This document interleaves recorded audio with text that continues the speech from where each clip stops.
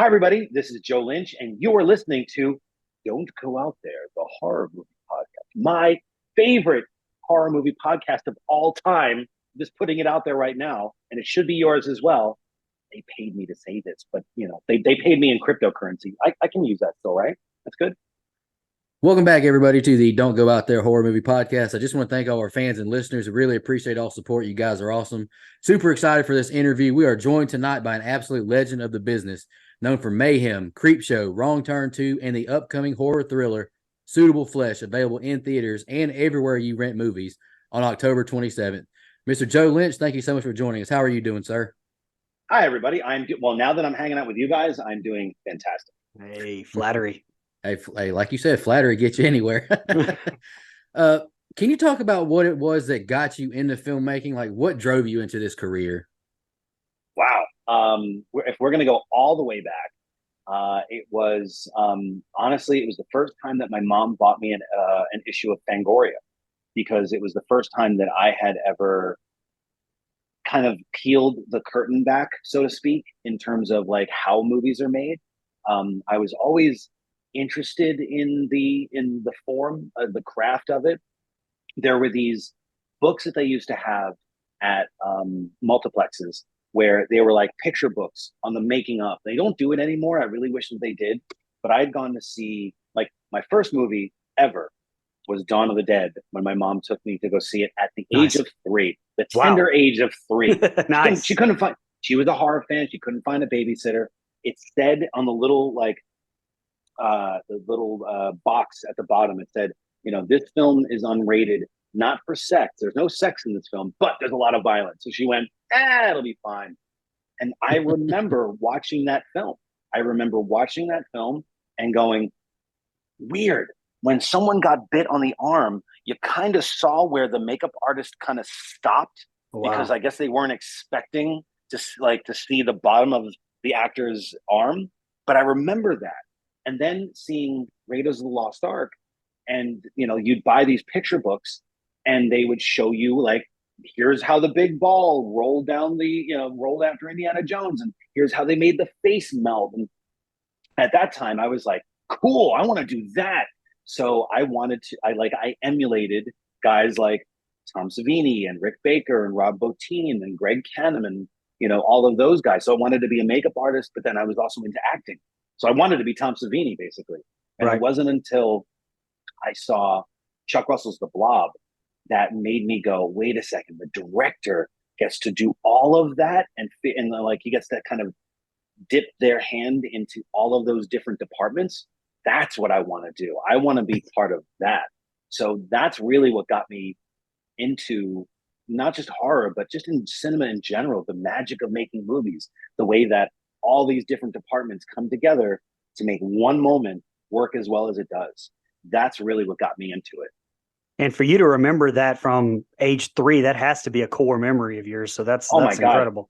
And then to be able to call George Romero a friend way later on, meeting him, and then, him saying like, hey, I really liked your movie. I'm like, just dead, but not in a way that, like, look, here's a guy that's, changed the face of cinema over and over again for years, and, probably seen plenty of films himself, but to remember my film and then us talking about it as peers, like that just exploded my head, like cut to Scanner's gif of exploding head. But those are indelible moments that I never forget, even when times are tough, when things are not going right, whether it's on set or in my own personal life. I still have to remember those iconic moments for me that keep pushing me to keep going, to never quit. That's why, years ago, got 10 years now, Adam Green and I, who directed the Hatchet movies and Frozen, we started this podcast ourselves, essentially to talk to other filmmakers so that we can hear that we're not the only ones who have been through that shit and had that plight before. And that became very therapeutic for us to go, as we used to always do it on a Friday. And after a week of just constant rejection and no's and hardships and nothing working out, and then you hear that, like, your heroes went through the same thing, you go, we'll keep going, you know. So it's always really good to have those things to remind yourself when times get tough that we're very blessed to be able to do what we do and talk to the people that we talk to. It's very humbling, but it's also very inspiring. Joe, you brought up Adam Green. Me and Brian, we're going to Spooky Empire. I'm looking forward to meeting him at the end of the month. Him and Kane Hodder. I like those Hatchet movies. But I got to ask you, since we have you on the show, before we get into Suitable Flesh, I got to ask you about one of my personal favorites. You know, I'm a fan of the Wrong Turn franchise, even the later ones, which aren't the most favored. But Wrong Turn 2, that's when you joined the franchise. How did you approach that movie in the sense that you obviously went a little different route, that it was a little more lighthearted, comedic, but you stayed true to the cannibal hillbilly aspect? I really enjoyed that. It was a fun movie. Talk to us about Wrong Turn 2 real quick. Well, Wrong Turn 2 came to me. This is my first feature, and I was dead set on I wanted to at least make one film, one feature. You know, lifelong dream since '88. I wanted to have that moment, and all the movies that I was growing up with at the time, especially like in that moment in my cinematic upbringing, were splatter movies. Movies like Reanimator and Return of the Living Dead and Evil Dead 2 and Friday the 13th Part 4, like these movies that were kind of tonal roller coasters, if you will, that played with both horror and comedy. Actually, another movie that was kind of in and around that time that I used as a tonal example of what I wanted to do when the director of Wrong Turn 1, Rob Schmidt, when he made his film, he had said in interviews that he wanted to make something akin to those 70s films like The Hills Have Eyes and Cannibal Holocaust. You know, they were a little more serious, still, you know, very playful, but, you know, he went a more serious route with that one. And I thought when I went in to pitch mine, I got that script. I was shooting drift racing in Tokyo at the time. And a friend of mine who was working at a production company got pitched that script. And they asked, does anyone know anybody who would want to make Wrong Turn 2? And everybody else, in the table kind of went, oh, no, this is Wrong Turn 2. It's a direct-to-video film. And Luke, who was a friend of mine, said, I know the guy. And he texted me. I was in Tokyo at the time. And he's like, would you want to do Wrong Turn 2? And I went, fuck, yes, I do. Because I love the first Wrong Turn. I thought it was a great throwback to those films that I loved from the 70s. But then I read the script, and, you know, even from the script phase, it seemed to have a different approach to this idea. And I went, this is aliens. I want to make the aliens to the first film being alien. And I had to remind Fox that constantly. Like when I showed them the first cut of the film, they went, what the fuck is this? And then I went, guys, imagine if the first Wrong Turn is Alien. Then remind yourself of what James Cameron did. And I'm not trying to compare myself to the great James Cameron, but what Cameron did tonally was shifted in a slightly different realm when tonally from the first film being like, you know, a haunted house in space to a more war film with an ensemble set in that world. And once I said that, I got no notes back from Fox. It was amazing. But they just needed to know that's the approach that I was going for. And I mean, look, I made that movie as if I was never going to make another movie again. So I literally went, where's the kitchen sink? And just threw it in there. Nice. I didn't think that I was going to make another movie after that for one reason or another. And you know what? Even some of the most talented filmmakers out there, whether it's a marketing thing or it's just bad box office or what have you, sometimes never get another chance to make a movie out of their control. So I thought, look, I knew I was making a direct-to-video film, and I knew that there was a stigma behind that. But I had said to myself from the moment I got it, I go, I'm shooting this as if this is going to be on 1,000 screens. So, but I also had the advantage and really exploited it because the Hills Have Eyes remake came out. And when Fox realized that they could slap unrated onto the box and get away with selling thousands of more units because there's a more extreme version of it, which at the time the marketplace wanted. Yep. I was like, this means that I don't have to go to the MPAA. I don't have to deal with those assholes like telling me 11 cuts for all the weird shit that I want to put into it. Like, who doesn't want to see mutant masturbation, and who doesn't want to see, a loving incest scene between, brother and sister, and who doesn't want to split an American Idol down the middle and have entrails fall out of her vagina?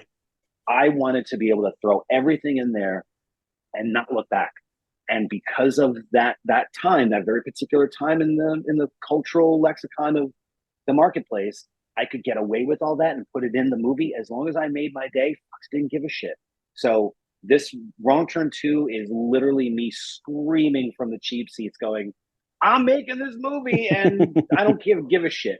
And shockingly, it still is one of their like best sellers ever on DVD, which still blows my mind that there are sickos out there that love the movie like me. But it really was, it solidified the moment that and I'll never forget it, being on set and going, I can do this. I had mythologized what a director does my entire life.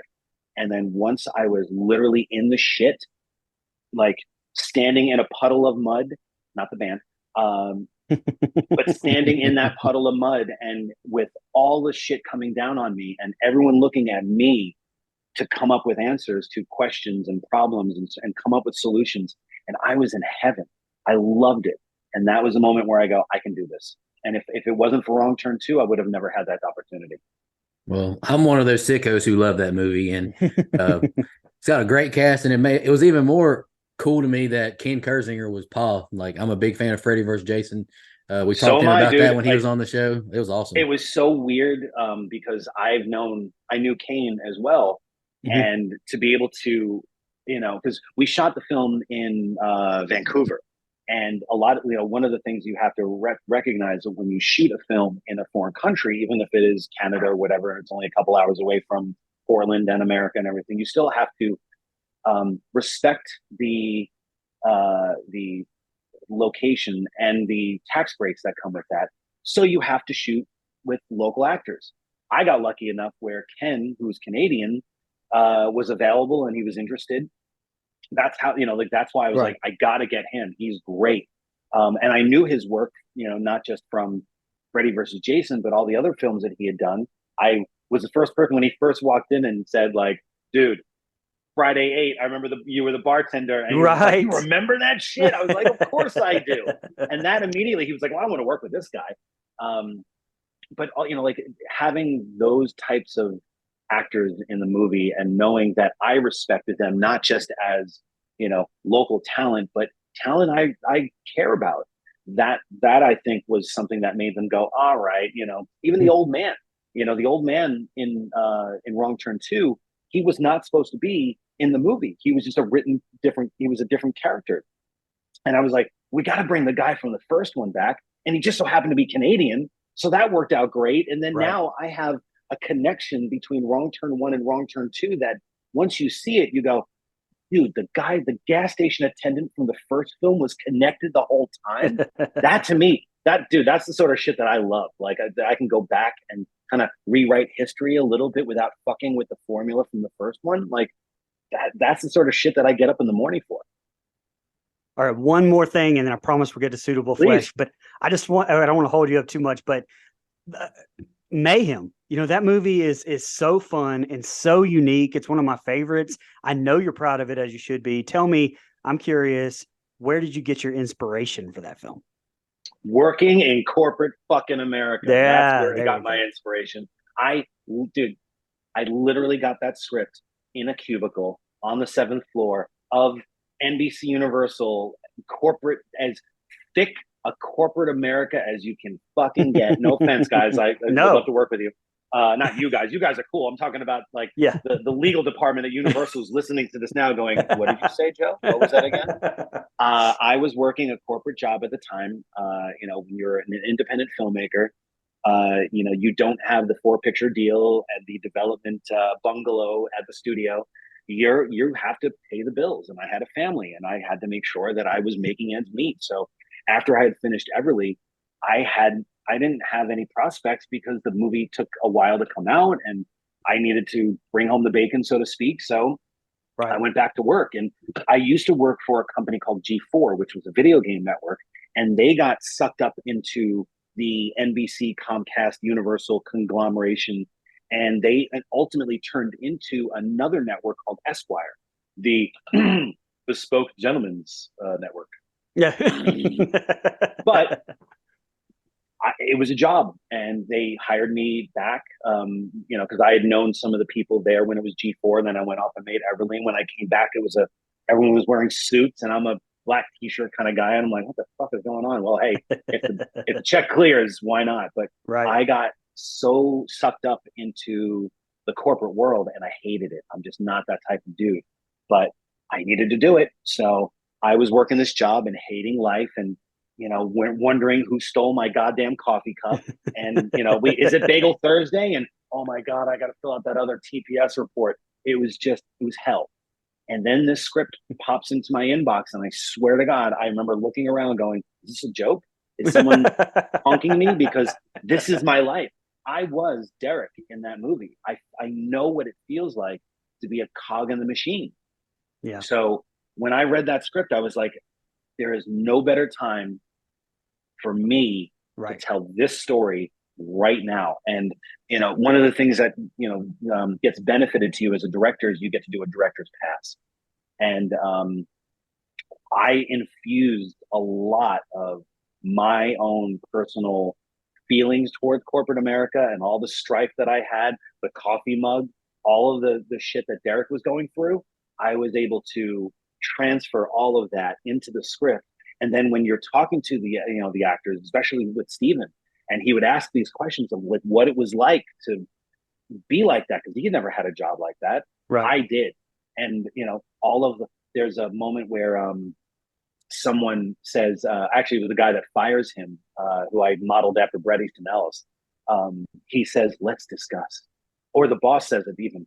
That wasn't in the script. That was the bullshit, that passive aggressive bullshit that I would hear all the time when I was in a cubicle, when you would be like, I don't think this is right. And they go, let's discuss. You know what? Let's put a pin in this. Fuck you. Mayhem was my fuck you to corporate America. And it was the perfect way for me to purge all the demons that I had with that. If I had not gone through that, I think that movie would have been a different film. Well, I love that movie, but okay. So Suitable Flesh comes out. All right, October let's get to the horny shit. Comes out October 27th, based on H.P. Lovecraft's story, The Thing on the Doorstep, with the screenplay by the legendary Dennis Paoli of Reanimator film, our fame, obviously. But with that kind of lineage involved, was there nothing but excitement to take this project on, or was there a little bit of pressure, being that it's a Lovecraftian story written by the great Dennis Paoli? Talk a little bit about that for me. I was nervous as hell because, what's funny is another movie keeps coming up in conversation. It's a movie that I had in the back of my head as a model for this, which was AI, the Steven Spielberg movie that he did when Kubrick died. Right. And he was kind of given that script and given that responsibility. And, opinions vary on how well he honored what Kubrick had done or made it his own. Right. But, I knew about this project because Stuart told me about it years earlier when he was developing it with Dennis and Brian Usna, back when Mick Garris, and they do it every so often now and again, but they would have these Masters of Horror dinners where they would get all these horror directors together. And now imagine I'm sitting there, and if you could take a VR goggle and put it onto that moment, and you'd be like, there's Joe Dante, and there's Toby Hooper, and there's John Landis, and there's Argento, and there's Del Toro, sitting next to me, and who invited Michael Mann? And then you veer over, and there's Stuart Gordon, and he's sitting next to you, and you just strike up a conversation with these dudes. Wow! And you just had and I've known Stuart over the years, and there was one point we were at this place called the Smokehouse in Burbank, and he just started. We shoot the shit, and you're like, so what are you doing next? And he's like, oh, I'm doing this thing called The Thing on the Doorstep. I'm like, oh my God, another Lovecraft. And to me, as a fan, I was like, guys, getting the band back together. How cool is that? Right. And then obviously it didn't work out, for Stuart directing it. So when I got it, I immediately read it and went, this is cool, but what if we did a little tweak? And it's the kind of little tweak that you could make or break you getting the job. which was the gender swap. Originally, it was 2 men in the role, and Asa was Azenith, which was a young woman. And I thought, this is where they go, hard pass, let's find someone else.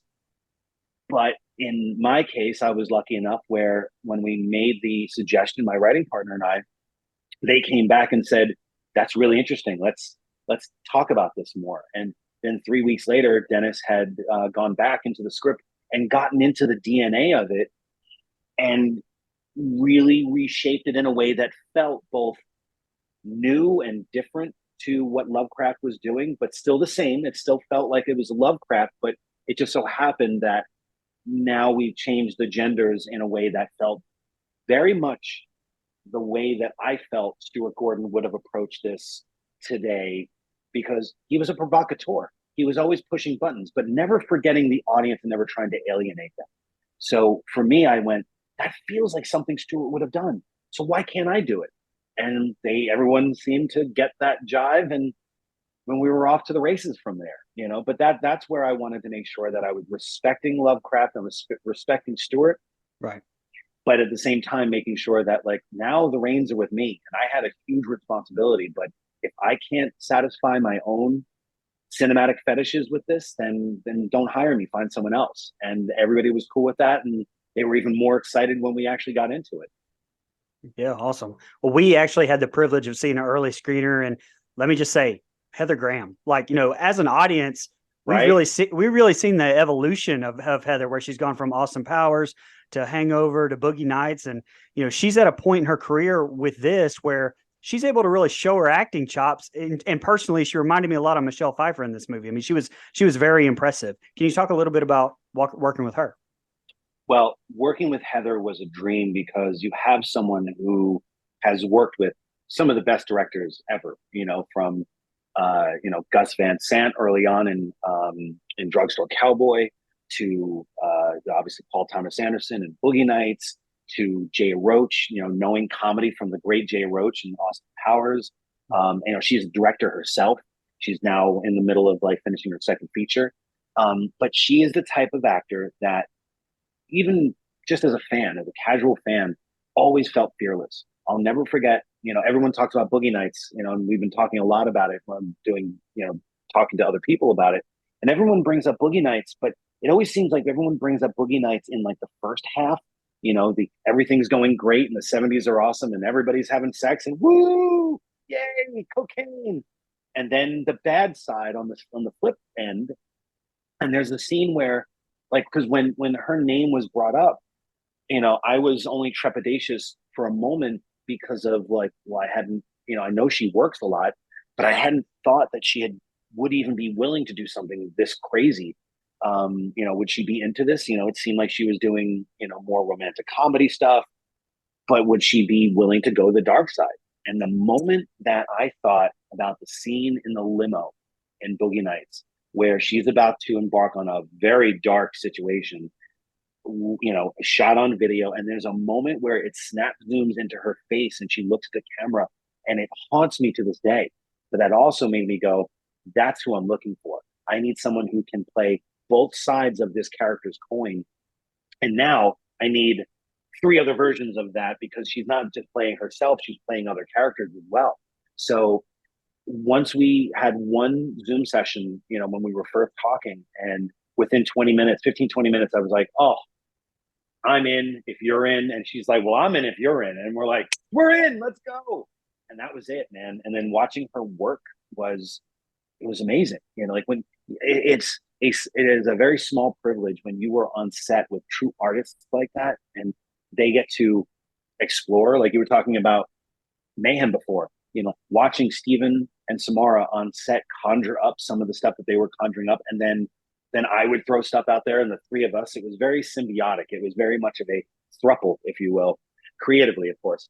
But here with Suitable Flesh, same thing. When you can have people like Judah and Heather in the same room, and they are conjuring stuff up together and feeding off of each other's energies, man, it is a gift to watch that. And then to be like, try this, and they go, okay, and they jump into it, man. There's so many of those moments. Like, there's a moment in the movie where Heather puts her feet up, and when she says like, I feel like a new woman, and she wiggles her toes like that, fucking killed me. Like I think if you listen to the tape, like right after she said it, I blew the rest of the tape because I just go, bah! And just start laughing.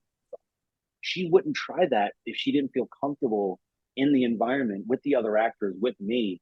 And that to me that's perfect cinematic craft symbiosis, that everybody is feeding off of each other's energies and being able to do that and create like that, man. It's a dream. Well, you mentioned the performance, or you mentioned Judah. I wanted to talk about his dynamic performance. I mean, being asked to play so many different characters, I knew he was gifted from his work with the Babysitter movies and Summer of '84, but I guess I didn't realize he was this versatile. Can you talk a little bit about him? Well, getting Judah or getting the Asa character right was so difficult.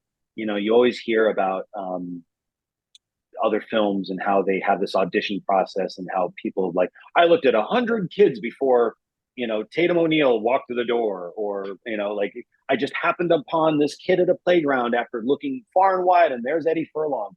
You never know when it comes to someone who's in a younger realm who hasn't had the experience of, say, someone like Heather Graham, who started making movies when she was a teenager, and then she just kind of learned her craft on camera while she went, you know, in a good way. Judah, you know, had not walked a mile in those kind of shoes before. And, you know, I knew his work from The Babysitter, and, you know, having Samara Weaving gush about this kid. Also, I was like, well, if Samara thinks, you know, he's pretty good, he must be great. But also seeing him, not just in Summer of '84, but in Christmas Chronicles. Like I had seen his work, and then he had worked with Jean-Marc Vallée as well. So he had a great, thus far, lineage of experience with directors. But what was interesting was that he wouldn't read for us. And this is not a bad thing. It's just, you know, like sometimes when you have a body of work or you're busy or whatever, sometimes they can't put themselves on tape. But I was like, well, can I have a conversation with him? So we got on a Zoom call just like this. And I like doing that just to break the ice, even if just having a conversation. Sometimes I've cast people before, having not had them read a goddamn word of the script. There's just a feeling you get. You get that, what I like to call the Barton Fink feeling, where it's this intrinsic, like, relationship connection that you have with the other artist. And again, same thing with Heather. Like, we ended up talking, Judah and I talked about Richard Linklater movies for a good hour before I even talked about the script. And there was something that was just so relatable between the two of us that the second I started mentioning what I wanted to do with Suitable Flesh, he launched into his feeling of what Suitable Flesh was. And I just went, we're good. I don't like, he's like, do you want me to read? I'm like, no. Do you want to read? He's like, I mean, I will if you want me to. I'm like, I don't need you to. Honestly, like, if my producers want to see something, like some kind of example of what we can work with, sure. But I'm confident. And that kid is a, pardon my French, a motherfucking movie star. He is so versatile and so professional and brings it. He's one of those actors that once he steps on set, just very much like Heather, everyone else kind of perks up and goes, oh shit, okay, someone came to play. And that only makes them work harder. And now take Heather and Judah and put them together, sometimes literally, you know, you have two actors who are, you know, not in competition, right, but complementing each other with craft. And Judah is one of the best actors I've ever worked with. And if the cinema gods give me the chance to do it again, I would do it in a heartbeat. Plus, he also dealt with a lot of makeup effects at times, and some people do not like that. And let's just say that he was very patient with us, and I applaud him for that patience. Fantastic. Well, just a couple more names I feel like we have to ask you about. Barbara Crampton and Jason Richard Miller. Was there anyone else up for consideration for playing Dr. Umpton? I mean, she seemed perfect for the role. And then also the effects that Jason Richard Miller pulled off. I mean, can you talk a little bit about the process working with him and the death scenes? Sure. Well, I'll do Barbara Crampton first. Barbara Crampton is the queen of horror. and there is no one else right now, or maybe even before her, or whatever, that holds a candle to what she's done for the genre, both on camera and off. She is the reason why I am talking to you guys today, because if it wasn't for her fostering the script and going to Dennis Paoli and saying, what else do you have out there, and pushing him to send her the script for Suitable Flesh, for the thing on the doorstep, which is what it was originally called. Talking to Stuart and asking his advice on who he thought might want to be part of this, and asking her about me. She's a great producer, for an amazing actor. She's a goddamn great producer, and that's saying a lot. Not all actors know how to produce, and you know what? Not all producers know how to act, even though they think they do. Barbara is the whole fucking enchilada, man. And the kind of enchilada that doesn't give you the shit like in Friday the 13th Part 5. And I know you guys get that joke. Yeah. She is the best enchilada. She is everything. She's the beans. She's the fucking cheese on top. She pushed me every day, but at the same time, I've never felt more protected by a producer in my life than Barbara Crampton. She's the reason why I'm talking to you. She's the reason why the movie is what it is. She championed me in all the right spots. She also challenged me in a lot of spots too, in the best way that I can look back and go, I'm really glad that she did that, because if she didn't, I might have been complacent with certain choices. But then, and that's just a producer, then you get to throw her in front of the camera, throw some eyeglasses on her, tell her that she has to vape, which was really surreal to tell Barbara, like, I want you to vape for this. I get to vape, cool. But I needed her to do that, because that's kind of a crucial character element that when you see the as the movie progresses, right. You see why we had that happen. It had to happen. But to watch her on set and act the way she does is spellbinding. Like, I got to watch her. So there's a collection of scenes that take place in the basement of this old house. And, it was, God, I'm trying to remember how many pages. It was a lot of pages that day. It was like, I think about 25 to 30 pages of collective scenes that we had to do together that would be intercut throughout the entire second act of the film. A lot of work. And it was a lot of work for both Barbara and for Judah. And it's two people in a room. And it sounds easy, but when you're in a cramped space like that, I don't know if you guys ever dealt with this before, but when you're shooting a scene like that, there's a term called flipping the world, which means that, like, if you're shooting everything from this way, you should responsibly shoot everything going this way, because the second that you start shooting the reverse on that changes the lighting, that sometimes changes the art direction. It changes eye lines. It's also, for the actors, it's a little difficult to reacclimate yourself and go the other way. Right. So the only way that we were going to make our day was if we shot like 10 or 15 scenes all going one way, and then flip the world and shoot all of that again the other way, starting from scratch. And some actors do not like that. Sometimes it's out of necessity, which it was for us. But to watch Barbara Crampton do all of these scenes, sometimes all in the same shot, and then never miss a beat, never miss a step. And then I call cut, and then she's making sure that everybody is okay on set, did you call that guy for tomorrow? Did Lunch get here to make sure she was putting on her producer hat. And then I'd have to go, Barbara, okay, and action. And then she'd go right back into it. What a fucking professional. Like, and she's really, like, there's no one else like Barbara Crampton in so many forms, not just as an actor, but a performer. But a producer. And she is one of the shining lights of our genre right now. And, like, I'm so glad to have her in many ways. Now, Jason R. Miller, who was our visual effects producer, I had known for years. He actually worked as Adam Green's assistant, like, a decade ago at Ariscope. And he was starting to dabble in visual effects, and he was doing, like, second unit directing for Frozen, and he was doing a lot of the visual effects and everything. And then they split off, And Jason kind of went on his own path and started creating this amazing visual effects company that he did.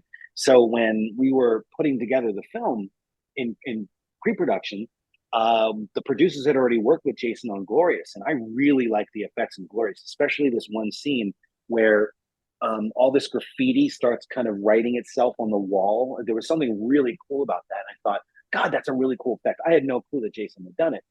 So they called me in. They're like, "Hey, listen, we need a visual effects producer. When are you, like, are you cool with us working with the guy that we did Glorious with?" I'm like, "Yeah, that whoever did that was awesome." Like, it was Jason Miller. I'm like, "I know that guy. Oh my God." And then getting on a Zoom call with him, and we were like both looking at each other like, "Can you believe this? Really?" Like our paths had kind of gone like this and then come back and get around again. Jason was tantamount for us in terms of being able to achieve all the stuff that we wanted to do visually, because there was a lot of stuff that I knew going in that I was very specific on how I wanted to shoot it, how I would shoot it.